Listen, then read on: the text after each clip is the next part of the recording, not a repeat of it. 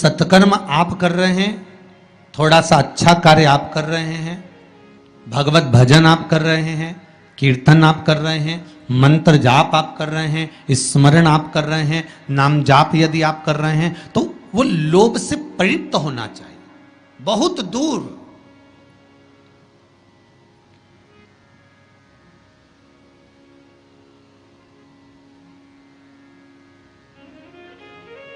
आपके भीतर वो उपजे ना।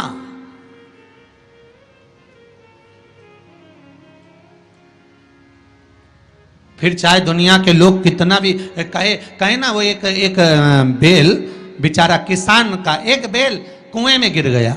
अब कुएं में गिर गया तो किसान का बेल जब कुएं में गिरा तो ये देखा कि कुएं में से बेल को निकालना है। खूब मेहनत करी किसान ने बेल को निकालने की, पर वो बेल निकल नहीं रहा था। बहुत बहुत बहुत बहुत मेहनत करने के बाद भी वो बेल नहीं निकला। बहुत अथक प्रयास करा गया पर बेल नहीं निकला।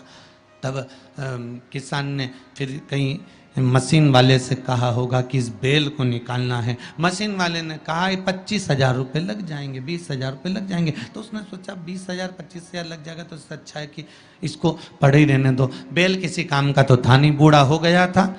अगर बेल बूढ़ा हो गया है तो इसी कुएं में पड़े रहने दो, मर जाएगा। इसी कुआं भी सूख गया है, इसमें कोई दिक्कत वाली बात नहीं, अपन कचरा पटकते जाएंगे, बेल को वहीं की वहीं दबा देंगे। गाँव के लोगों से कह दिया मेरा बेल कुएं में गिर गया है और ये बूढ़ा हो गया था। एक काम करो, तुम्हारे गांव का जितना भी कचरा है ना, घर वाले वो सब लाकर इसमें डालते हैं ना, बेल मर जाएगा, धीरे धीरे उस पे मिट्टी डल जाएगी। गांव के लोगों ने कचरा लाकर डालना चालू करा। जैसे जैसे बेल के पास में कचरा पटकना प्रारंभ करा, बेल भी समझदार था। इधर कचरा पटकते तो इधर पांव रखकर खड़ा हो जाता, इधर पटकते तो इधर पांव रखकर खड़ा हो जाता। धीरे धीरे पूरा कुआं भराते चले गया और बेर कचरे पर पांव रखते रखते रखते रखते रखते रखते बाहर आ गया।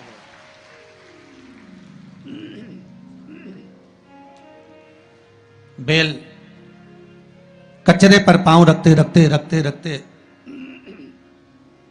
बाहर आ गया, ऊपर आ गया। और जब वो ऊपर आया, निकल कर बाहर भाग गया, निकल कर बाहर भागा। बेल से हमको एक सीख लेना चाहिए, हमको एक चीज सीख लेना चाहिए।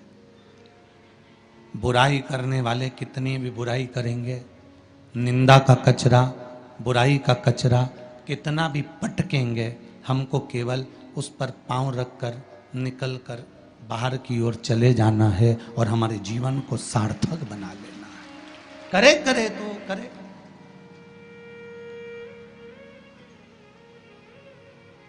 अब शब्द कहने वाला कहता रहे, ताने देने वाला देता रहे, गाली देने वाला देता रहे। अपनी शिव भक्ति, अपना स्मरण, शंकर का अनुमोदन होता रहे, बस इसका ध्यान रखना। बैसाख के महीने में नवमी तिथि को माता जानकी का प्रागट्य हुआ है पृथ्वी से।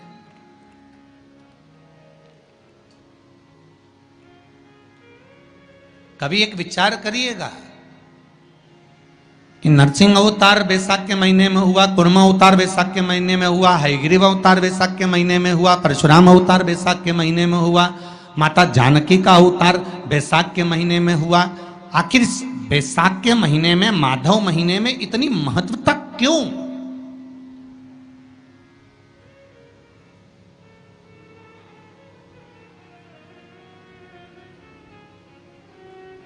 बैसाख के महीने में पड़ने वाली एकादशी, चतुर्थी, प्रदोष, अमावस्या, पूर्णिमा, शिवरात्रि, ये सभी इतनी महत्वपूर्ण क्यों हो जाती है?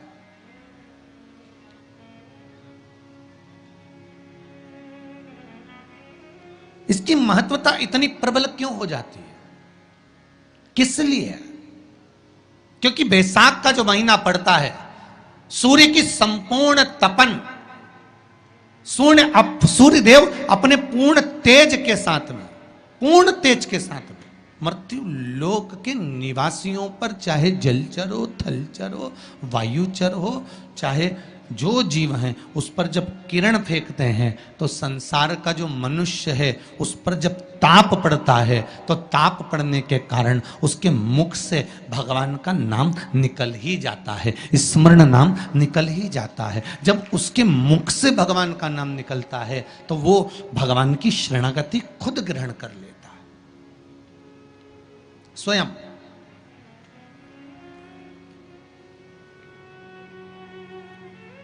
शरणागति ग्रहण कर लेना। बैसाख की पोथी पढ़ते हो आप लोग? आप में से अगर कोई पढ़ता हो बैसाख महीने की पोथी तो उसमें एक वर्णन आता है,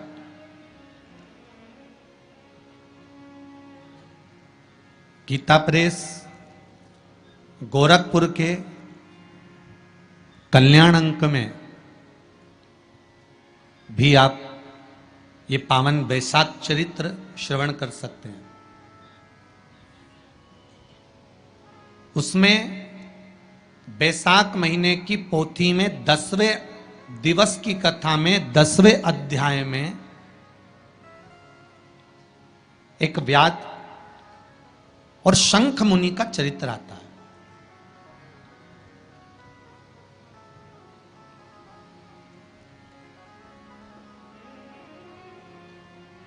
शंख मुनि एक बार निकलकर भगवान शंकर के मंदिर में जल समर्पित करने के लिए जा रहे थे और शिव मंदिर की ओर जाते जाते जाते जाते जाते जाते बीच मार्ग में चलते चलते चलते चलते और वो शंख मुनि जब शिव के मंदिर में पहुंचे, शंकर भगवान के मंदिर में जाकर उन्हें दर्शन किया,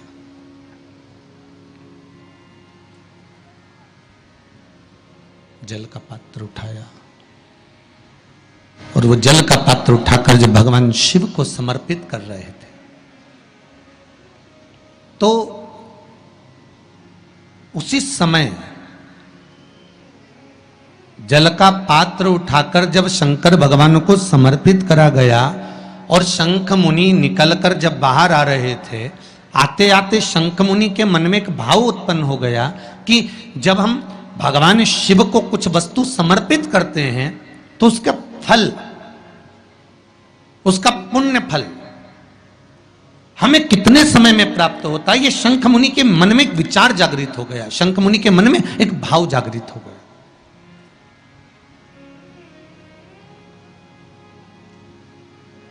कई माताएं पशुपति व्रत करती हैं, कई ऐसी भी माताएं हैं जिन्होंने 2-3 बार पशुपति व्रत कर लिए होंगे, दूसरे को बताया, उसने व्रत करा, उसका हो गया, उसको फायदा भी मिल गया, और ये 3 कर ली, उसके बाद भी कुछ ना कुछ रह गया।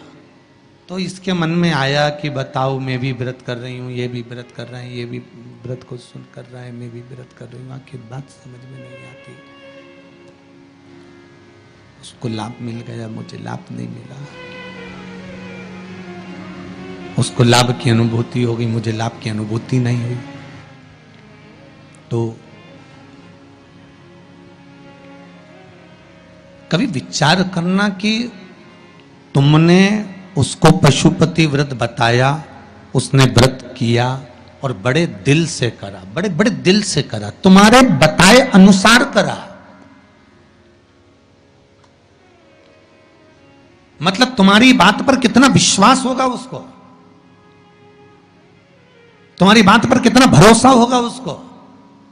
और तुम्हारे बताए अनुसार उसने पशुपति व्रत कर लिया और उसका काम हो गया, और तुम 2 बार 3 बार 4 बार 5 बार कर चुकी तो भी नहीं हुआ। उसका कारण क्या हो सकता? उसका एक कारण है, तुम्हारी बात पर उसने विश्वास कर लिया पर तुम अभी विश्वास पूर्ण रूप से कर नहीं पाई हो। तुमने ये सोचा है कि दुनिया कर रही है तो अपन भी कर लो। एक बार महाराज ने बोला है कर लो, देखा जाएगा, पर तुम्हारे बात में वो जागृतता, तुम्हारे पास में वो बल, तुम्हारे पास में वो जागृतता, तुम्हारे पास में वो बल, तुम्हारे पास में वो विवेक, तुम्हारे पास में वो बल प्राप्त नहीं हुआ, वो विश्वास जागृत नहीं हुआ। यदि तुम्हारे पास वो विश्वास जागृत हो जाता वो बल जागृत हो जाता। तो तुमने जब पशुपति व्रत करा उसका फल तुमको मिल जाता। अगर विश्वास जागृत होता तो फल मिल जाता।